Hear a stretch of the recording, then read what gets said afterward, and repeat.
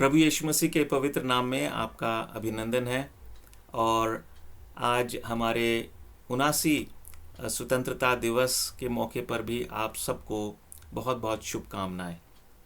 आज सुबह मैं किसी को जब उन्होंने मुझे स्वतंत्रता दिवस की शुभकामनाएं भेजी तो मैंने उनको एक संदेश उनके साथ बांटा जो परमेश्वर ने मेरे हृदय में डाला।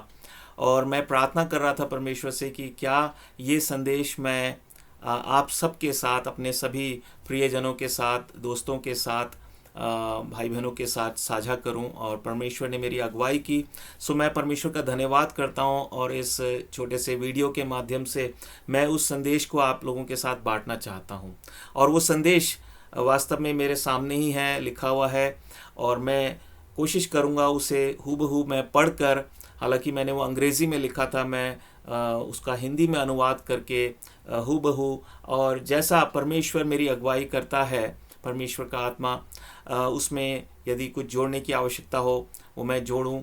और उस संदेश को मैं आपके साथ अभी मैं बांटना चाहता हूं। सो वो संदेश मैंने जो बांटा वो इस प्रकार से है। दुनिया में जो सबसे उत्तम देशभक्त हैं वो वे लोग हैं जो एकमात्र और सर्वशक्तिमान परमेश्वर को जानते हैं, उसे समझते हैं, उसका भय रखते हैं और उससे सच्चा प्रेम करते हैं। ऐसे लोग वास्तव में इस पृथ्वी के सभी देशों के लिए वो एक बहुत बड़ी आशीष है। अपने देश के लिए तो है ही। सभी धर्म जबकि ये दावा करते हैं कि वो परमेश्वर के लिए हैं, वास्तविकता ये है कि वो एक तरफ तो दावा करते हैं वो परमेश्वर के लिए हैं, वो हमें ईश्वर से मिलवाने का दावा करते हैं, ईश्वर का आदर करने का दावा करते हैं, पर वो मनुष्यों के विरोधी हैं। सारे धर्म मनुष्यों के विरोधी हैं। भले ही वो परमेश्वर का समर्थन करते हैं, परमेश्वर का दावा करते हैं, परमेश्वर के बारे में वो हमें बताते हैं कि ऐसा दावा किया जाता है, लेकिन वो मनुष्य विरोधी हैं, क्योंकि वो मनुष्यों को परमेश्वर के आधार पर वो बांट देते हैं, धर्म के आधार पर बांट देते हैं और शिक्षाओं के आधार पर बांट देते हैं। वो हमें सीमित कर देते हैं, वो हमारे सामने रुकावटें पैदा करते हैं, वो भय पैदा करते हैं। पर परमेश्वर दूसरे हाथ, परमेश्वर जो कि एक ही है, वो हमारा समर्थक है, वो मनुष्यों का समर्थक है, वो मनुष्यों का विरोधी नहीं है। और इसी बात को उजागर करने के लिए प्रभु यीशु मसीह ने जन्म लिया और उसने जीवन बिताया इस पृथ्वी पर। उसने मृत्यु को सहा और वो फिर से पुनर्जीवित हुआ, इस बात को दर्शाने के लिए कि परमेश्वर कौन है, उसका चरित्र क्या है और उसका संदेश क्या है सारी मानव जाति के लिए।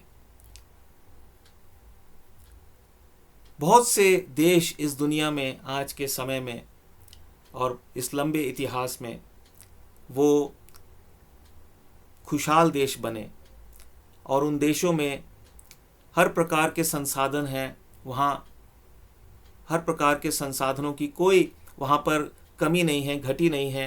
वो जो आवश्यक संसाधन है उसमें संपन्न है। वहाँ की जीवन की गुणवत्ता, जीवन का स्तर बहुत अच्छा है, न्याय व्यवस्था अच्छी है, सुरक्षा व्यवस्था अच्छी है और ऐसी अन्य अन्य बातें। और वो विकसित देश बन गए क्योंकि ऐसे बहुत से देशों ने मसीही शिक्षा को किसी न किसी समय पर उन्होंने अपना लिया। इसका मतलब ये नहीं है कि उस देश के सभी निवासियों ने मसीही शिक्षा को अपना लिया या वो मसीह के अनुयायी बन गए, पर वहाँ पर बहुत से लोगों ने इस बात को समझा कि मसीह की शिक्षा का विरोध करना हमारे ही देश के लिए नुकसानदायक होगा। खासकर वहाँ की सरकारों ने इस बात को समझा और उन्होंने इसको बेहतर समझा कि जो लोग, हमारे लोगों में से जो लोग मसीह शिक्षा को अपनाना चाहते हैं या उसे पसंद करते हैं, उनको किसी भी प्रकार का उनके लिए रुकावट पैदा ना की जाए। इस तरह से ऐसे देशों ने इतिहास के इस समय में, समय रेखा में, जिस समय भी उनके हृदयों में ये जागृति आई और ये समझ आई कि उन्हें मसीह की शिक्षा का विरोध नहीं करना है, मसीही लोगों का विरोध नहीं करना है, वास्तव में उन देशों को वास्तविक स्वतंत्रता उस समय मिली। ऐसे देशों के जो नागरिक हैं वो एक ऐसा जीवन का वो अनुभव कर पाते हैं और कर रहे हैं जो हर कोई मनुष्य उसका अभिलाषी होता है। अर्थात कैसा अनुभव? जो हिंसा से मुक्त हो, एक जिसको अंग्रेजी में बोलते हैं वाइड स्प्रेड, एक ऐसी हिंसा जो बहुत ही चारों तरफ फैली हो, बहुत ही गहरी हिंसा, बहुत भयानक हिंसा और बहुत ही भयानक अन्याय, बहुत ही भयानक गरीबी, बहुत ही भयानक भ्रष्टाचार और ऐसे कई सामाजिक पाप से मुक्त जीवन वहाँ के नागरिकों को जीने का अवसर मिला।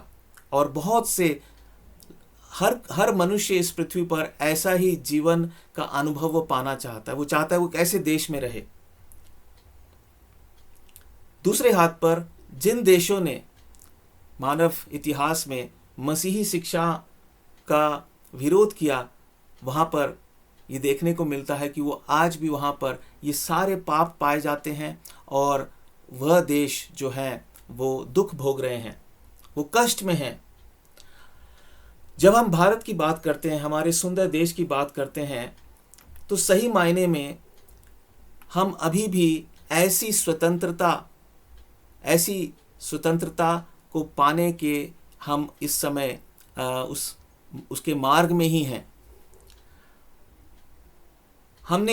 हमारे देश के लंबे चौड़े इतिहास में हमने बहुत से राज्यों से, बहुत सी सल्तनतों से हमने आज़ादी पाई और हमने अंग्रेज़ों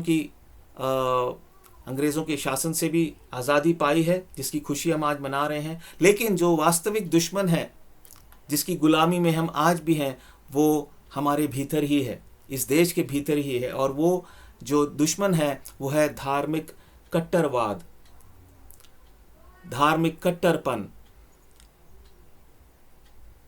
और प्रिय भाइयों और बहनों, प्रिय दोस्तों, हमारे देश में जो वास्तविक स्वतंत्रता है उसका कार्य परमेश्वर के द्वारा लगभग 52 ईस्वी में हुआ, जिसका अर्थ है आज से 1973 साल पहले। और ये ऐतिहासिक सच है। और इतिहास के अनुसार थोमा नाम का प्रभु यीशु मसीह का एक चेला, जो 12 चेलों में से एक था, प्रभु यीशु मसीह के मरने और जी उठने के बाद 52 साल बाद वो समुद्री रास्ते से हमारे देश में केरल नाम के प्रांत में वो आया।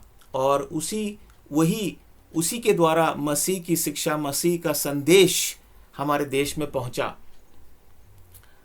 बहुत से लोगों ने, जिनमें कुछ प्रभु यीशु मसीह के अनुयायी भी थे और बहुत से ऐसे लोग भी थे जो प्रभु यीशु मसीह और प्रभु यीशु मसीह के अनुयायियों का और प्रभु यीशु मसीह की शिक्षाओं का विरोध करते थे। कुल मिला के मनुष्यों के द्वारा उन शिक्षाओं को एक धर्म का रूप और नाम दिया गया, जिसको हम क्रिश्चियनिटी या ईसाई धर्म के नाम से आज हम जानते हैं। लेकिन सच्चाई ये है कि प्रभु यीशु मसीह की शिक्षाओं का जो संसार के धर्म हैं, जिसमें ईसाई धर्म को भी हम शामिल कर सकते हैं, उससे कोई लेना देना नहीं है। इसके विपरीत प्रभु यीशु मसीह की जो शिक्षा है उसका यदि कोई संबंध है तो वो परमेश्वर और मनुष्य के बीच में एक सच्चा रिश्ता और हर एक मनुष्य की स्वयं की जागृति के लिए वो शिक्षाएं थी और हैं। खुशी की बात यह है, सौभाग्य की बात यह है कि पिछले लगभग 200 साल में ये जो कार्य 1973 साल पहले शुरू हुआ था, थोमा के द्वारा परमेश्वर ने शुरुआत की, वो अब बहुत ही गति पकड़ चुका है पिछले लगभग 200 साल में। और हमारे देश में बहुत से लोग मसीह की शिक्षा को अपना रहे हैं और बहुत जल्द फलस्वरूप हमारा ये देश उस स्वतंत्रता को प्राप्त करेगा जो धार्मिक कट्टरता से बिल्कुल मुक्त जो हो जाएगी उस स्वतंत्रता, वैसी स्वतंत्रता हमें मिल जाएगी। ये मेरी आशा है, ये परमेश्वर का एक दर्शन है। और लेकिन प्रिय भाई और बहनों, हो सकता है इसमें कुछ समय भी लगे, हो सकता है हमारी अगली पीढ़ियां इसको देखने पाएंगे, लेकिन पिछले 200 साल में जो परमेश्वर के द्वारा कार्य किया गया है मसीह की शिक्षा के द्वारा हमारे देश में, उस प्रकार की आज़ादी की तरफ हम आगे बढ़ रहे हैं।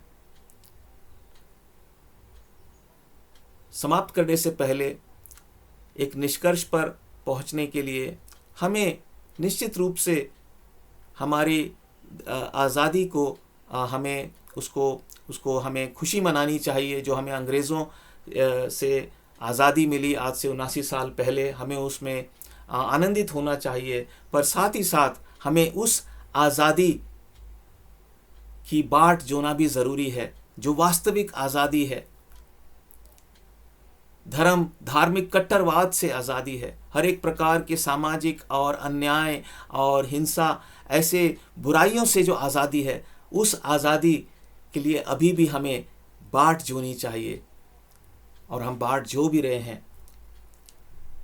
और आखिर में सबसे महत्वपूर्ण बात ये तो हो गई देश की आज़ादी की बात, लेकिन हमें स्वयं को भी मुक्त करना है, हमें स्वयं की भी आज़ादी चाहिए। और वो आज़ादी है पाप और उसके दंड से आज़ादी, पाप और उसके पाप की गुलामी से आज़ादी, पाप के दंड से आज़ादी, मुक्ति। क्योंकि परमेश्वर एक नए देश, एक नए राज्य का निर्माण कर रहा है जिसको हम स्वर्ग कहते हैं, और वहाँ पर किसी प्रकार की गुलामी नहीं होगी, वहाँ पर हमें किसी प्रकार की आज़ादी की ज़रूरत नहीं पड़ेगी। सिर्फ वही लोग वहाँ जाएंगे जिन्होंने पूर्ण आज़ादी को प्राप्त किया है, जिन्होंने पाप से और पाप के उस दंड से आज़ादी को प्राप्त किया है। ऐसे ही लोग वहाँ पर पहुँचेंगे। और खुशी की बात यह है दोस्तों और मेरे भाइयों और बहनों कि प्रभु यीशु मसीह उस राज्य में ले जाने के लिए हमें फ्री पास, फ्री टिकट हमें वो देना चाहता है, वो दे रहा है, बशर्ते हम उसका आदर, हम उस पर विश्वास और उसका अनुकरण करने के लिए तैयार हों। अंत करने से पहले मैं प्रभु यीशु मसीह के एक कहे हुए वचन को मैं बोलना चाहता हूं, जो यूहन्ना की पुस्तक उसके 8 अध्याय और 32वें वचन में प्रभु ने कहा कि